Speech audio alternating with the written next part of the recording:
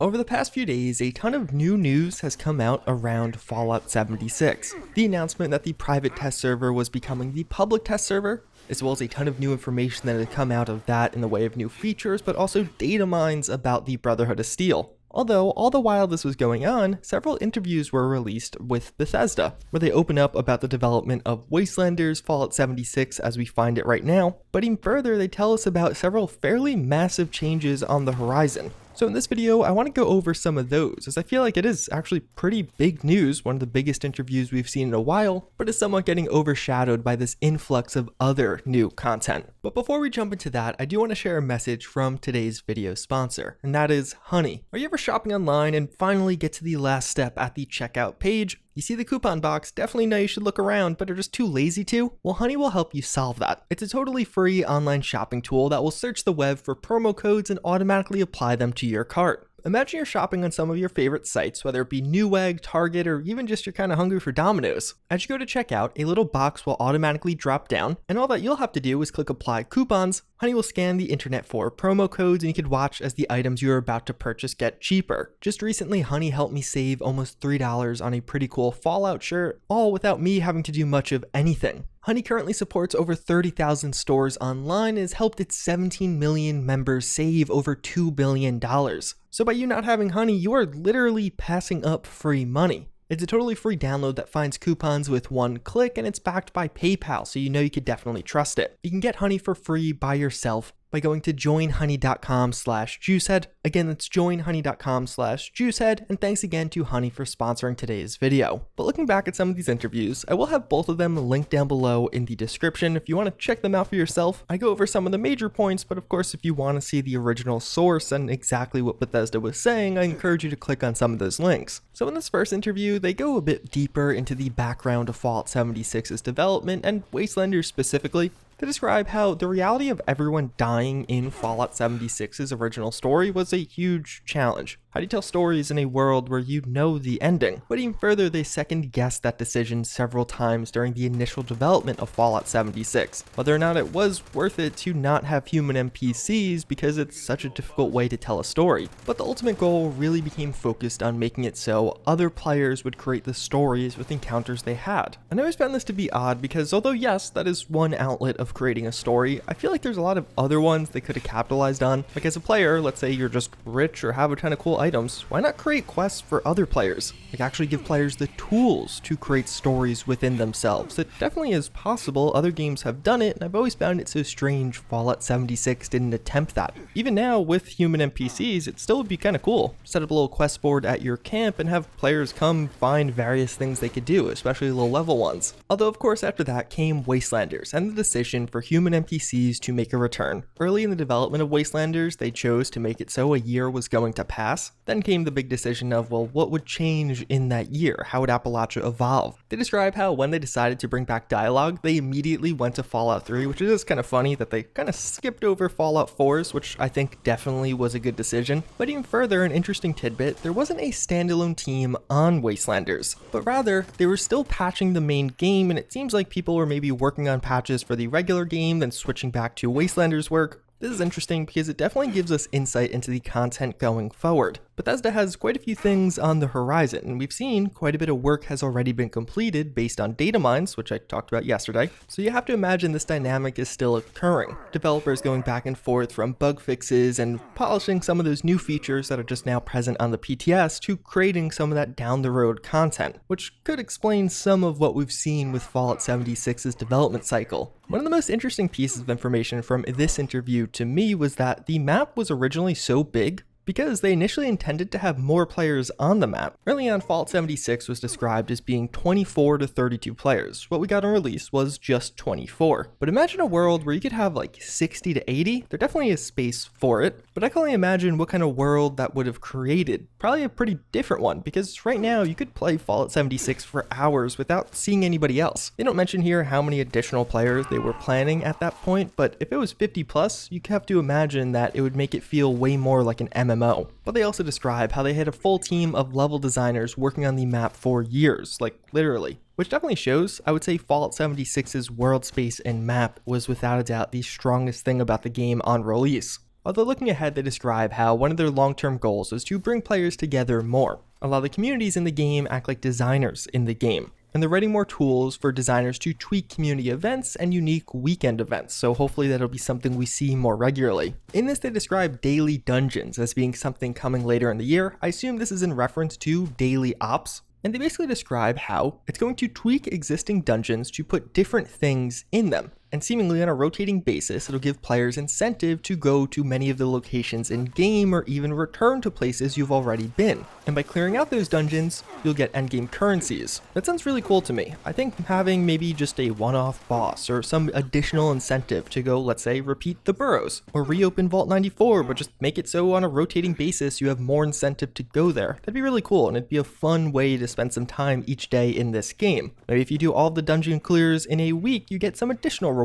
But then moving on, we have the interview with Massively OP, which was by far more in depth, and there was just a lot harder hitter questions and a lot more revealing questions. So a big shout out to this article. I'll have it linked down below. If you want to give them a little page view for the ad rev, I highly encourage you doing so. The first question actually came around the game's profitability as well as its current player count. So now, of course, Bethesda couldn't get explicit with this, but they do mention how the player count currently is healthy, but even further, how it's very popular on consoles, or at least it was. We'll expand on that in a moment. For the year and a half since released, Fallout 76 is just a far more appealing experience on a Xbox or PlayStation. One of the main appeals of PC is mod support and a keyboard and mouse, and although that's great and you have it somewhat with Fallout 76, mods aren't really a huge draw.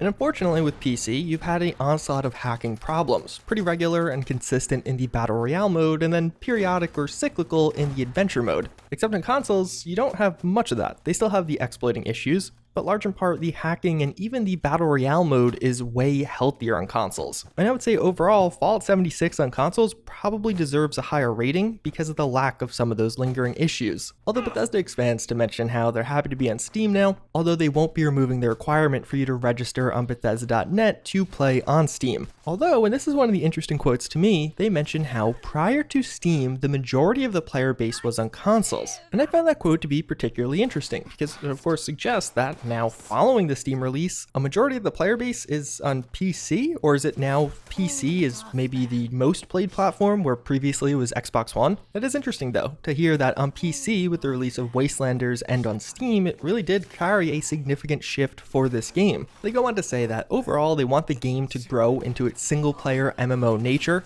and really how every player of this game is interested in different types of content. I made a full video on this in the past, but it is an odd situation with Fallout 76, how there's a huge audience of single-player RPG fans who came back with Wastelanders or just got into it with Wastelanders that really liked what they saw, but now we're kind of entering into a period of more MMO-based features, a more focus on community, multiplayer. They'll return to linear story content, but it's a bit down the road, so it'll be interesting to see how all this evolves and meshes together. And with this, the interviewer asks about proper tools to actually build communities, such as text chat for PC as well as guilds overall. They describe how that's actually their most asked question, seemingly in regards to text chat, but then also mentioning how, when it was more popular on consoles, so before the Steam release, the text chat issue wasn't nearly as pressing, but now as it is more popular on PC, it is more so of a concern. They simply leave it at, they had many conversations about this and are not blind to the desire of text chat. So perhaps it's something we end up seeing, but this whole aspect of the game in general has really been confusing to me, to have so many players that have long-term affiliations with one faction or another that they just love, but then give them no real way to kind of build their own faction in game or even represent their favorite faction in game. Like sure, you could buy some skins, but beyond that, creating guilds or joining factions and having little faction wars. To me, it really seems like a huge missed opportunity. But of course, in-game guilds would be one major step towards that. And it feels like they could naturally fit that in with the game's existing ecosystem, make it so by doing things as a guild, like getting a certain amount of legendary kills or building a certain amount of things, you get bonuses to the guild. Then they go on to talk about some features that are on the way, or at least a work in progress internally. One of the first ones they mention is One Wasteland, and they describe it how more or less it'll make it so both a level 100 and a level 10 will take similar amounts of time, effort, and bullets to kill an enemy. So if you both see a Scorched, hypothetically it'll be a similar challenge. Although they do mention that they will be taking into account progression, so if you do have better gear as a higher tier character, you hopefully will be able to do it a bit quicker than just a typical level 100. And I would actually argue, once you get to the latter part of the game, it doesn't scale linearly. If you are not using legendary items or don't have an optimized legendary build,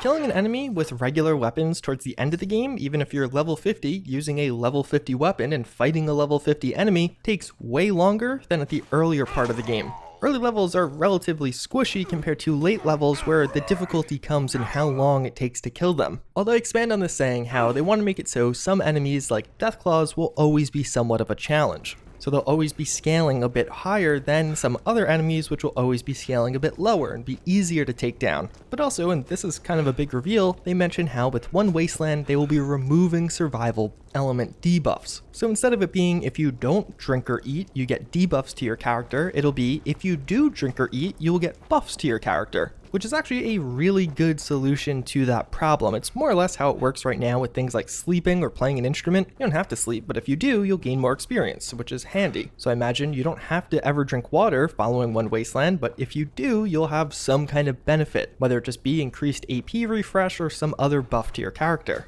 It'll be interesting to see how much of an impact this has, if the buffs will be strong enough to actually make people want to keep up with that grind. Especially food, I feel like purified water is relatively easy to get, but food, you have to somewhat go more out of your way, and it does rely on additional resources. Although one interesting tidbit here, they do mention how they wanted one Wasteland, this overall rebalance, to originally come out before or with Wastelanders, but they waited to actually make it so it had more playtesting. That was one of my big criticisms when I saw this on the roadmap slated for fall. Wastelanders is probably the single biggest new player addition for the game. So you would think you'd want the giant rebalance where you could play high level players with low level players to come out with that giant player addition, not a few months later. They mention how right now one Wasteland is currently in an internal playtest, and the interviewer mentions that it definitely sounds like it's coming sooner rather than later, but again, based off the roadmap, it is still a ways away, not slated until fall. So we still got at least 3 months until we actually get our hands on this one, which will be roughly 4 or 5 months after Wastelanders, which is pretty interesting to see such a gap between when they hoped it would come out versus when it actually does release.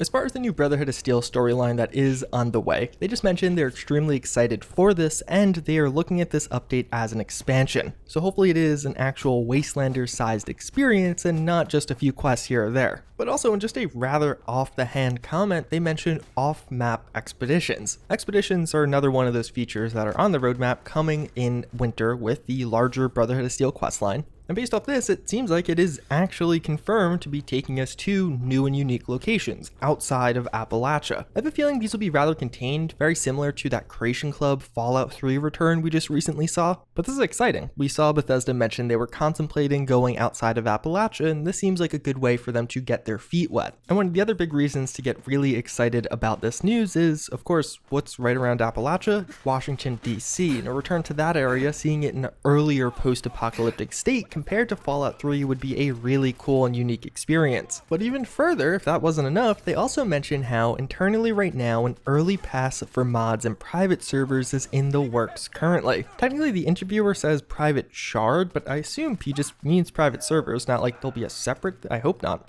This is really interesting. It makes it seem like perhaps this is something we could see at some point in the next 365 days. Of course, with this, we've known for a while that to play mods in Fallout 76, it'll more or less require a subscription. You're going to have to buy Fallout first or have a private server of some sort. I really doubt they're going to introduce free private servers with mods, considering mods probably won't help Atomic Shop sales. But as a result of that, mod support is one of those tricky things that I feel like they're probably going to be delicate with the timing of. It clearly is not a priority for this game, considering in about a week, it'll be a full 2 years since it was confirmed to be coming from Todd Howard in that original interview. So I wouldn't be shocked if we still have another year or maybe later this year mod support finally gets added, but again, it creates a problem with so much revenue coming from the Atomic Shop. Then if you have a bunch of free cosmetic mods on the quality of this, you have serious problems. Either way though, that's pretty much going to wrap it up for this one. A good recap of this interview, the information contained in it, what you could expect somewhat in the future. This definitely gets me excited for the future of the game. We don't hear much in the way of additional bug fixes or anti-cheat, but as far as the new features go, they definitely sound exciting. As always, again, I thank you all for watching. I hope you enjoyed, and I hope to see you all next time. Later.